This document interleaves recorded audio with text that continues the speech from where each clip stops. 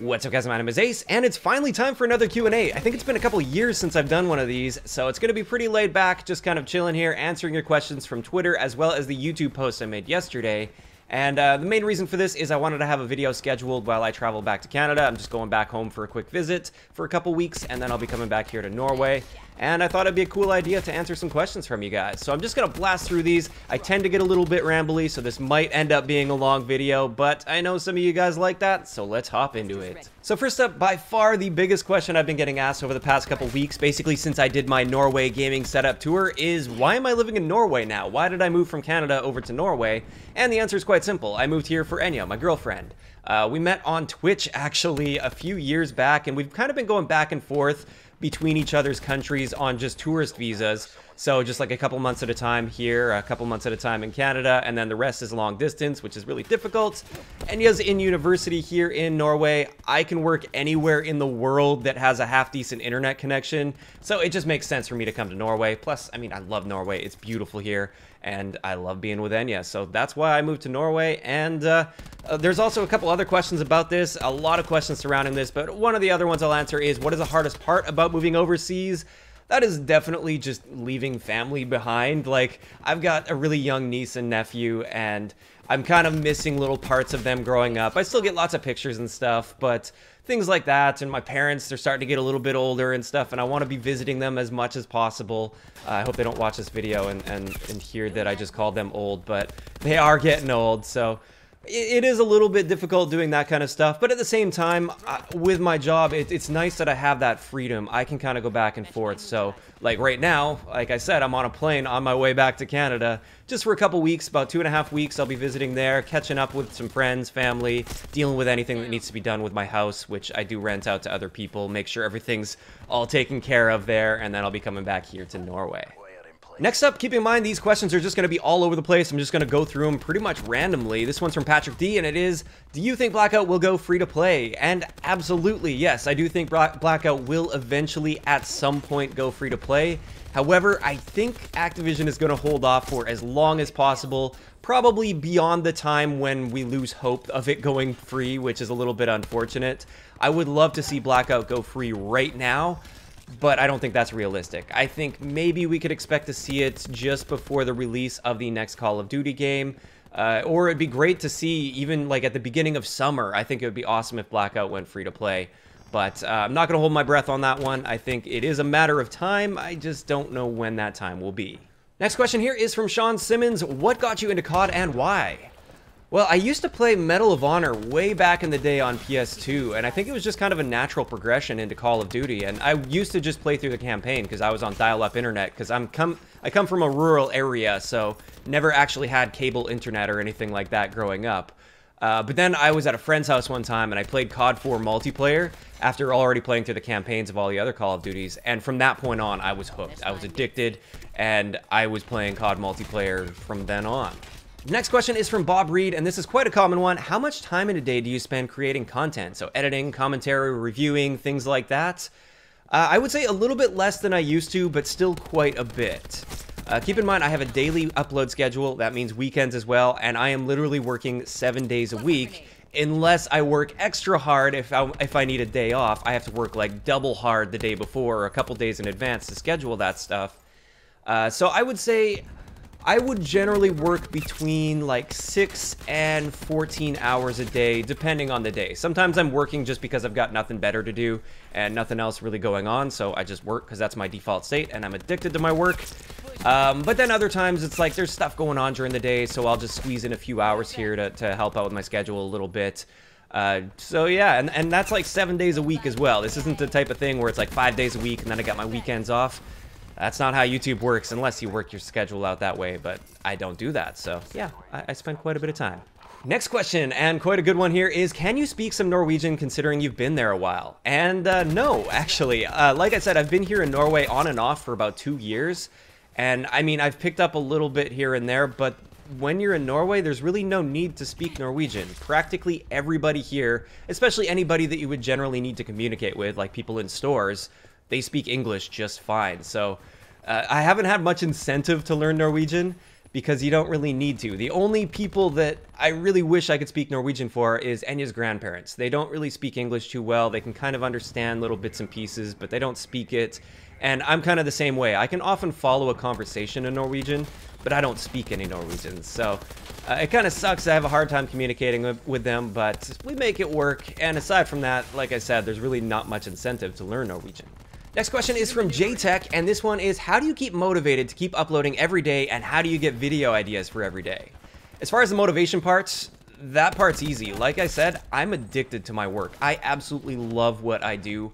I wake up, the first thing in the morning when I wake up is like, I'm excited to make content. Maybe coffee first. Coffee's usually the first thought. After coffee, it's, what am I gonna be doing today? I'm excited, I can't wait to make this video. Motivation isn't hard for me at all because I love what I'm doing. As far as video ideas, it kind of depends on the time. Like, there are definitely times in YouTube and with Call of Duty where there's really not much to make video ideas on. Like, there's not many video ideas out there.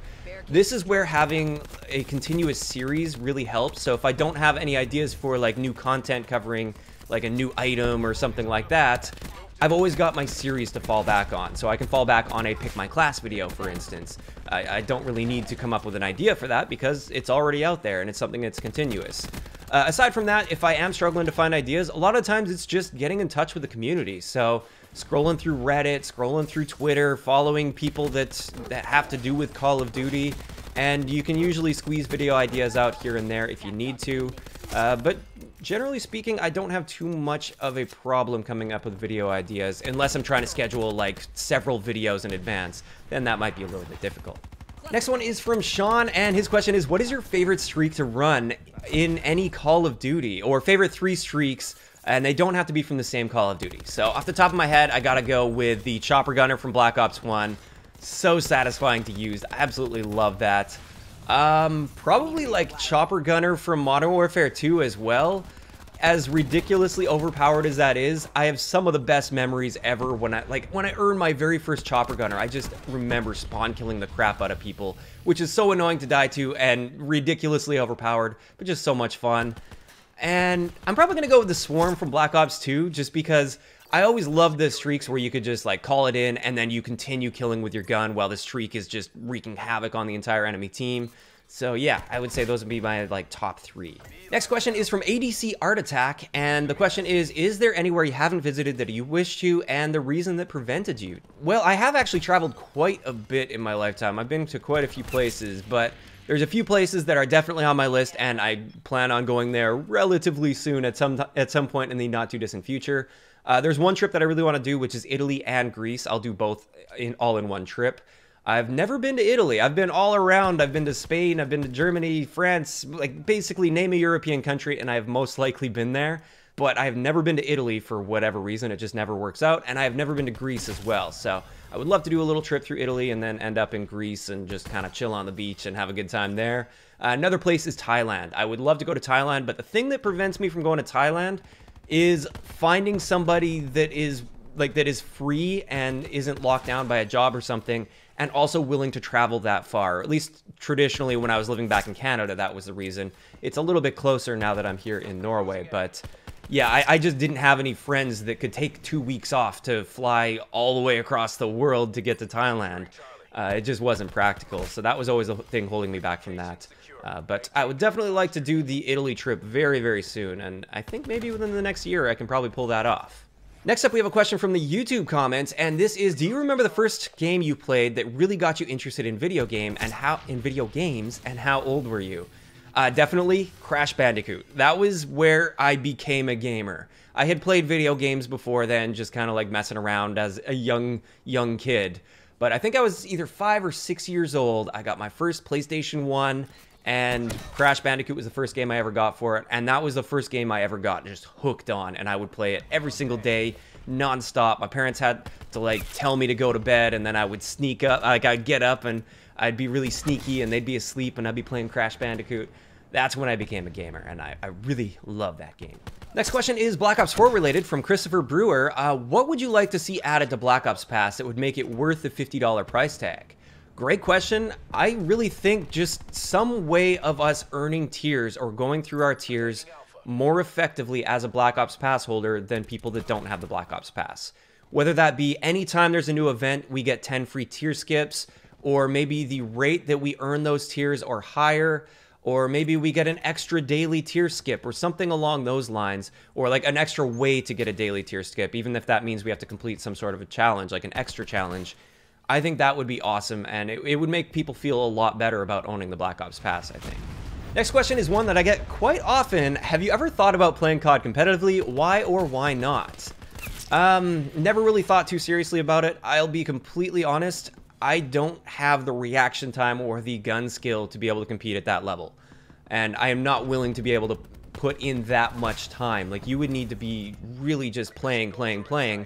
And I'm not really even a gameplay YouTuber. I'm all about like the game knowledge type stuff. I'm all about understanding the game, breaking things down.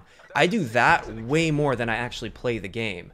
And I don't really have that much interest in playing the game that much and really getting into it. So I'm quite happy with where I'm at. Just working on breaking down the game stuff, playing just for fun on the side there, having a good time, trying to improve myself still, but not to that sort of a level. Next question is from Andy, and this is, in hindsight, what would you have done differently with your channel? And that's a great question as well for anybody that's maybe an aspiring YouTuber. I've been doing YouTube now for, I don't know, I think it's been like 6 years or maybe even more, quite a long time. And in hindsight, I would say the biggest thing that I would say to myself if I could go back is really don't pay attention to the haters.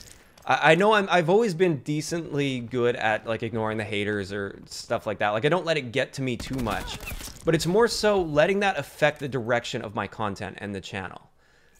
All it takes is a few people saying, oh, this series sucks, or this type of video sucks, to really put you off from making that video. And I feel like a lot of those comments have also held me back from taking risks because I know those comments are coming. And I don't know, I'm trying to be a people pleaser too much, I think. And I'm trying to break away from that a little bit, trying to not let that dictate the type of content I make or the direction that I want to take my channel, or maybe trying some new ideas.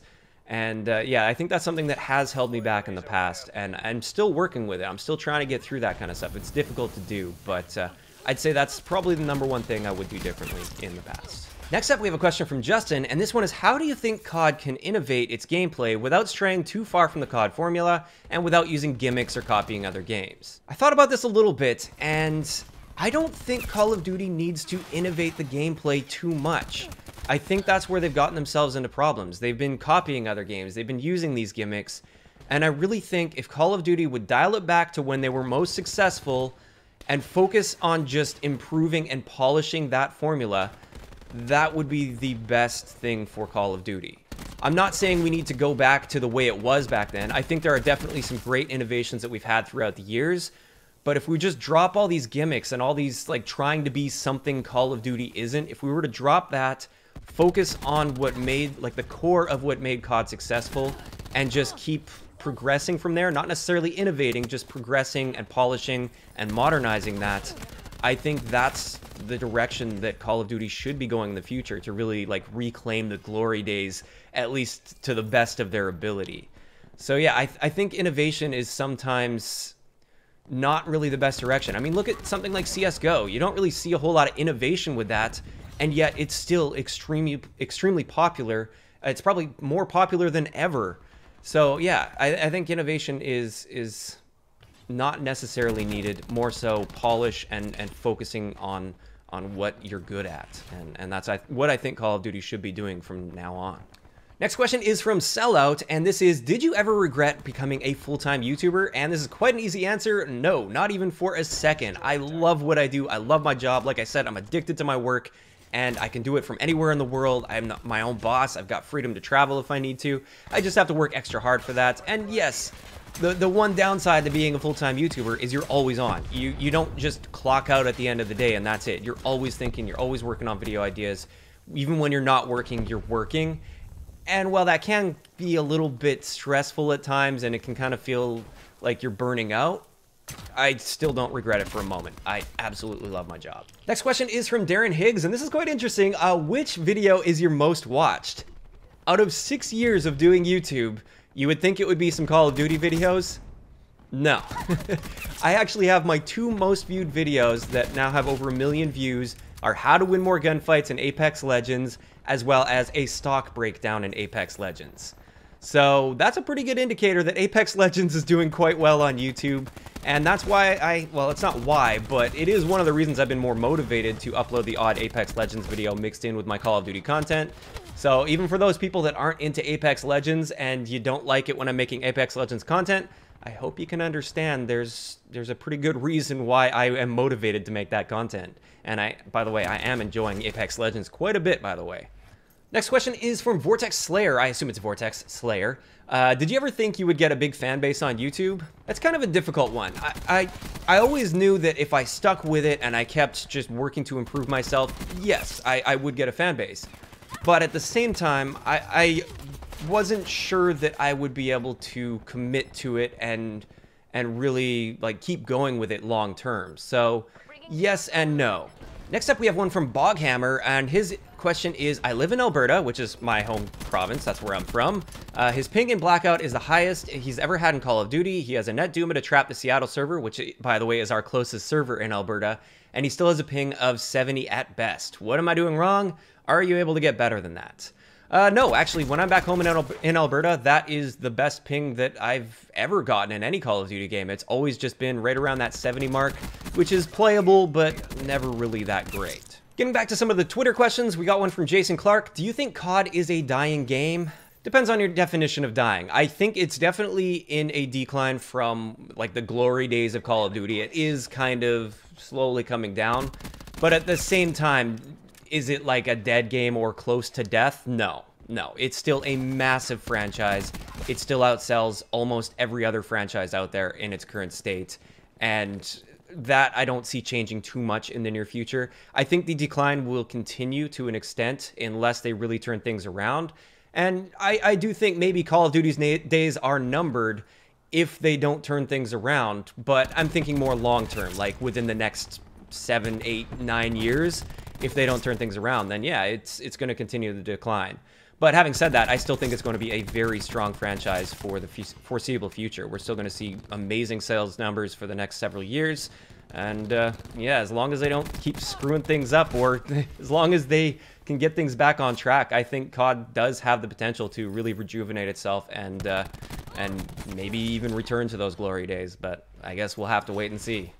Next question is from Bushmaster Flex. Do you think you will hop back on COD World War II when those new guns come out? I think it's worth covering. You know what? I'm going to ask you guys. Let me know in the comment section below. When the new guns come for COD World War II, I think I still have like 100,000 armory credits just chilling on COD World War II.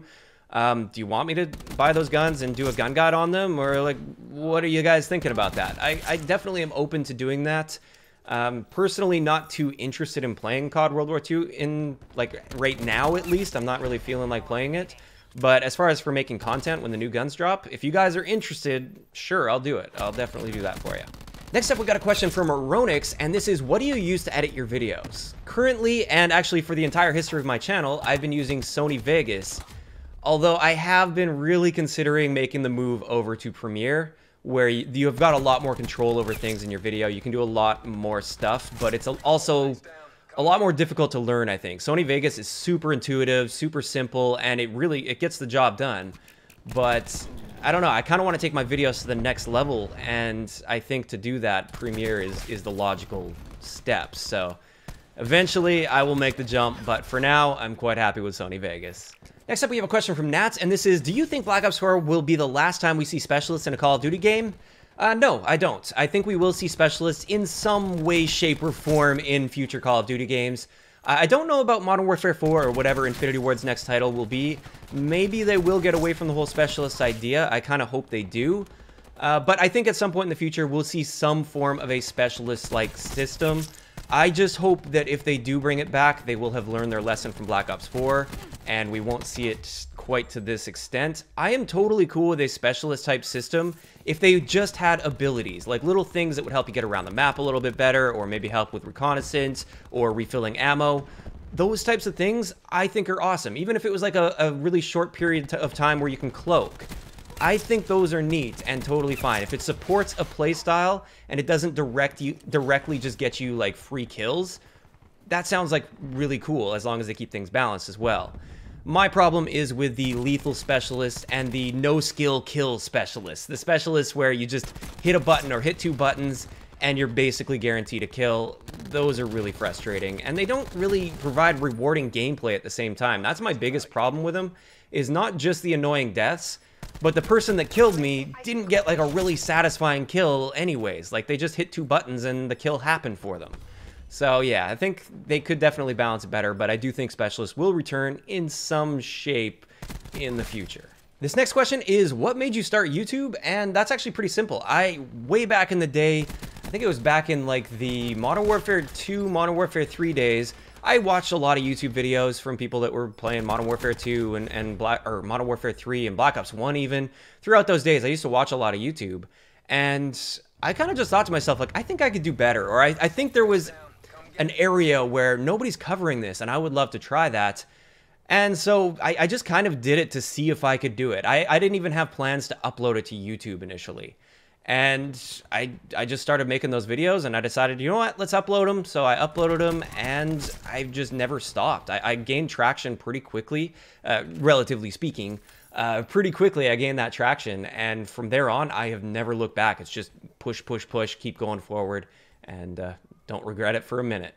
Moving on to the next one. This one is from Haley, and this is, should COD go back to the World War II supply drop system where you can earn items without spending anything versus current Black Ops 4, example 20,000 or 2,000, yeah, 2,000 COD points for a few items?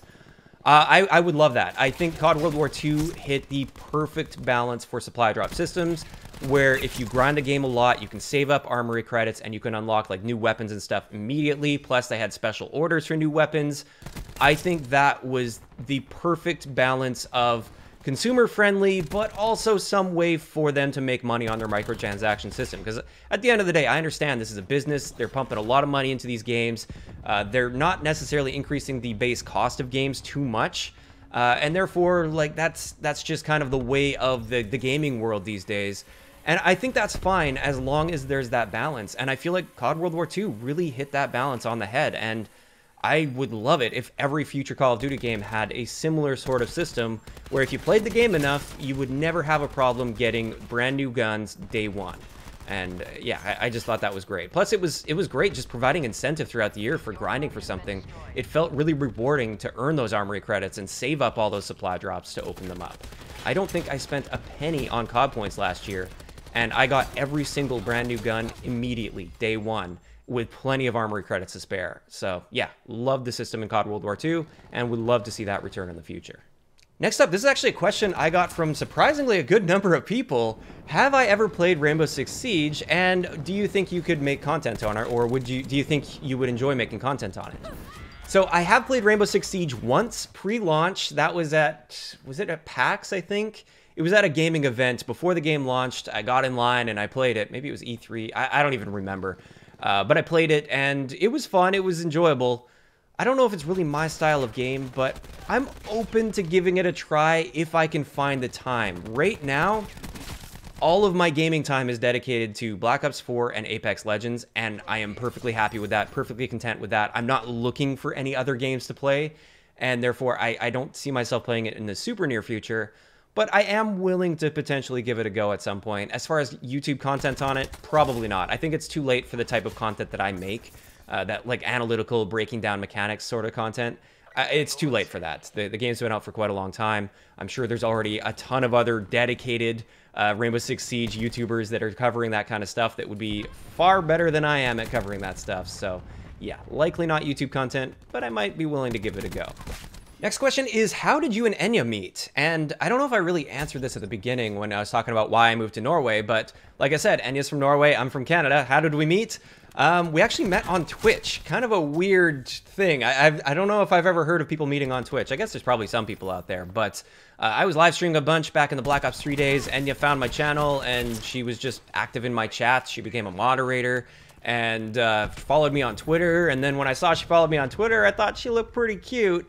So I don't know, I just talked to her a bunch and just kind of invited her over to Canada, thinking she'll probably say no, but she was like, yeah, sure, I'll come for a vacation to Canada. So she came over, showed her around Canada, she just hung out for a couple months, and we just kind of started dating from there. And Then it's just been back and forth, Canada, Norway, and now I've got my residence permit here, and I'm living in Norway. Yeah, so that's kind of crazy how things went from there. Next question is actually a wide variety of questions coming from a lot of people asking me to rank Call of Duty games or asking me what my favorite Call of Duty game is. So I'll just kind of like summarize it a little bit. My favorite boots on the ground Call of Duty game is Black Ops 2. I feel like that game was like almost perfect. I love that game to death. As far as advanced movement Call of Duty games, I do like to keep them separate because it's a completely different game essentially, with just sort of like similar gunplay aspects to it, like similar feel to it. When it comes to advanced movement games, I'm always really torn between Infinite Warfare and Black Ops 3. I know everybody hates on Infinite Warfare. That is one of my favorite Call of Duty games of all time. I love Infinite Warfare. I love most of the things they did with that, and I feel like most people that really hate on it didn't give it an honest go. Not everybody, but most people that hate on it either didn't play it at all or they didn't give it an honest shot and didn't really learn the ins and outs and actually learn to enjoy the game properly. But yeah, I would say Black Ops 3 did some things right that Infinite Warfare didn't do right, and then Infinite Warfare did things right that Black Ops 3 didn't do right, so I kind of combine them together as like they're both my favorite advanced movement games in their own way. Next one is, do you like chicken? Yeah, I like chicken, as long as it's cooked properly. Like, I've had some pretty bad chicken in my day that's just like not seasoned right, and like plain chicken, like, ugh, no. But if you season it right, or chicken wings, yeah, absolutely, love chicken. So finally, one more question to answer here. This one is from Smudger.